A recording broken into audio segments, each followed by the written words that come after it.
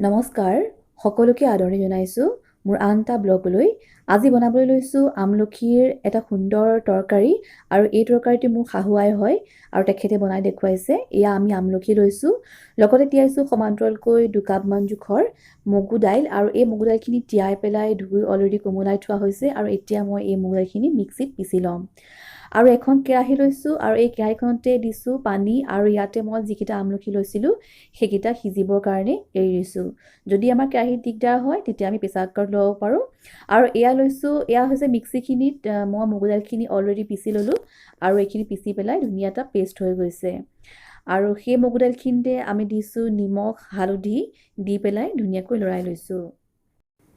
এই গোটেই মিশ্ৰণটো ভালদৰে মিক্স কৰি লোৱা হৈছে আৰু আমি ইয়াৰে এটা বৰ বনাই ল'ম কেৰাহীত তেল দি পেলাই আমাৰ হিচাপ অনুযায়ী।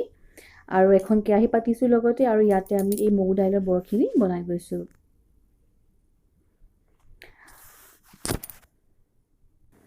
আৰু খুব কম তেলত ভাজিব চেষ্টা কৰিছোঁ যাতে এই কম তেলখিনিও নষ্ট নহয়। আৰু দুইটা পিঠি ইলটি সিলটি কৰি দিয়া হৈছে আৰু এইখিনি সিজি পেলাই যেতিয়া সিজি গৈছে আমি বৰখিনি কেৰাহীৰ পৰা কাঢ়ি ল'লোঁ।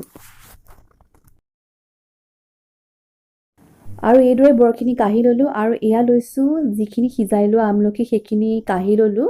এইখিনি সিজি গৈছে দুটা ছাইডৰ পৰা আৰু ফাটিও গৈছে। আৰু গোটেইখিনি আমলখি আমি ব্যৱহাৰ নকৰোঁ, আমি কমচে কম 6টাৰ পৰা 8টামান আমলখিহে লৈছোঁ। বাকীখিনি পিটিকা কৰি খাব পাৰিম, কাৰণ গোটেইখিনি আমলখি ল'লে খাবলৈ আঞ্জাটো বেয়া হ'ব, সেইকাৰণে এটা হিচাপ অনুযায়ী ল'ব লাগিব।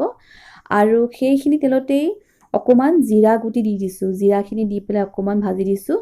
আৰু ইয়াতে আমি এতিয়া এড কৰি দিছোঁ এই আমলখিখিনি, যিখিনি আমলখি আমি সিজাই লৈছিলোঁ এইখিনি অকণমান সময়ৰ কাৰণে এনেদৰে লৰাই দিয়া হৈছে। আৰু এইদৰে লৰাই দিয়াৰ